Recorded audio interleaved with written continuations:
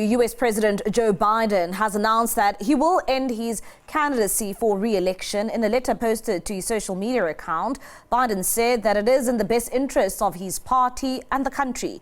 This comes 4 months before Americans go to the polls and follows weeks of intense pressure from fellow Democrats after a faltering debate performance against Republican Donald Trump at the end of June. Biden said it had been the greatest honor of his life to serve as president. The letter further says that he will focus solely on fulfilling his duties as president for the remainder of the term. And for more on this, we're now joined by SABC News Correspondent Sherwin Bryce-Pease, and he joins us now. Sherwin, thank you so much for your time this evening. Of course, we're seeing there US President Joe Biden pulling out of the US presidential race. I mean, you have been following up on this story for quite some time. Any surprises for you? Yeah, the drip effect of Democratic members of the Democratic Party pulling their endorsement for Joe Biden after that halting and faltering debate performance 3 weeks ago. Joe Biden simply failed to quell the growing anxiety that he simply was not up to the task of beating Donald Trump this November. And therefore, you saw a slow movement, a slow breakaway from Democratic members of the party to say, please don't run. You're going to weigh down this ticket, and that could cost us control of the Senate and control of the House of Representatives. And the implications of that is that you might then have had some sort of imperial president in the likes of former President Donald Trump. Just more to Biden's statement, Mbali, who, of course, as you well know, is recovering at his Rehoboth home in Delaware from a COVID-19 diagnosis. So, you know, that's the backdrop to all this drama that has been unfolding here. He also says, I will speak to the nation later this week in more detail about my decision. One imagines that he's still recovering from COVID. Maybe his voice is a bit raspy, so he doesn't want to make that statement on camera. So a lot of debate why he put out a statement and didn't really, come in front of a camera to address this really historic and momentous moment. But he does say in this letter to Americans, for now, let me express my deepest gratitude to all those who have worked so hard to see me re-elected. I want to thank Vice President Kamala Harris for being an extraordinary partner in this work. And let me express my heartfelt appreciation to the American people for the faith and trust you have placed in me. But I believe today, what I always have, there is nothing America can't do when we do it together. We have just to remember we are the United States of America. And in Bali, as you well know, the president has now formally endorsed his Vice President Kamala Harris to be the party's nominee. He will obviously be the best kind of surrogate for Kamala Harris, but that process within the Democratic Party still has to unfold. She doesn't, by virtue of that endorsement, now become the nominee. Delegates that Joe Biden won in the primaries and caucuses need to now rally behind Kamala Harris, and how that plays out, how that will be choreographed, remains to be seen. And I was about to come there. I mean, it's quite clear that he's endorsing Kamala Harris to take over, but you are saying that, of course, the party also still needs to support this decision. You know, what's the likelihood of us seeing the party actually rallying behind Kamala Harris now that she has been endorsed by Joe Biden?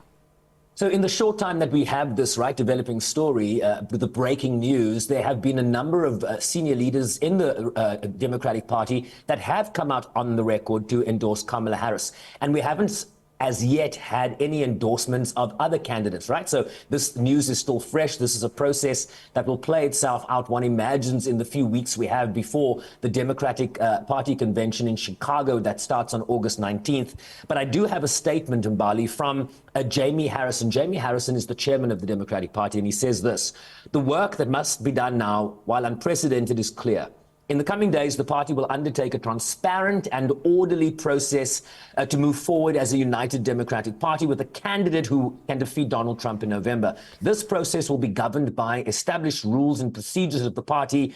Our delegates are prepared to take seriously their responsibility in swiftly delivering a candidate to the American people. So one sees that statement as pointing to what might be an open convention. Maybe you will see other candidates come to the fore. Right now, Kamala Harris has former President Joe Biden's, incumbent President Joe Biden's endorsement, soon to be former President Mbali, and also the Clintons, Bill and Hillary Clinton, the former president and former Secretary of State, putting out a statement saying, we are honored to join the president in endorsing Vice President Harris and will do whatever we can to support her We are worried by the threat posed by Donald Trump. Now is the time to support Kamala Harris and fight with everything we've got to elect her. America's future depends on it. So a lot of people, high profiles, lining up behind Kamala Harris. So let's see how that works out. And of course, one would also ask, what does this mean for the Democrats and their performance when it comes to the elections? I mean, we're just 4 months away from holding those elections. When it comes to campaigning, it usually takes quite some time to convince, the electorate to vote for you. So, how will this actually affect the Democrats going into these elections? Yeah, it's a great question, right? And remember, Mbali, that you don't only have a president who's running for re-election in November. You have all the members of Congress, 435 members of Congress, and at least a third of the 100 members of the United States Senate, so around between 30 and 40 races. The concern here was that given the frailty that was on display by Joe Biden in recent weeks, that he was losing support. The poll numbers were moving in Donald Trump's direction. And the concern was that he was going to weigh down the ticket. And by the ticket, I mean not just him and Kamala Harris. He was going to weigh down everybody that was running for re-election, because you kind of vote the same, right? You vote, if you're a Democrat, you're going to vote for the Democratic president, you're going to vote for the Democratic senator, the Democratic congressman, and that weight from the top was going to maybe drag those numbers down. And the risk Democrats were feeling, the anxiety was that they were going to lose both the House of Representatives and Congress.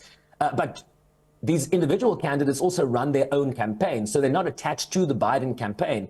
But it's a fair point. The infrastructure around the presidential re-election is built around Joe Biden. Millions of dollars have already been spent on Joe Biden's being re-elected. Joe Biden is the candidate. Vote for Joe Biden. That entire infrastructure that has been laid out across the country in different states, battleground states, has to now be pulled down and rework now to put Kamala Harris at the center. So there is a lot of choreography that is going on behind the scenes. There are lots of conversations that are being made by Kamala Harris to donors. Remember, the donors were pulling their money from Joe Biden. Will she be able to then, pick up the reins in that regard and bring that money on board in terms of them endorsing her? This is all happening in real time. So what an interesting political theater to have a front row seat to. And certainly, Sherwin, especially when you look at the woman question again in America, this time around, they are pushing for a woman to lead the U.S. And again, is America ready for a female president?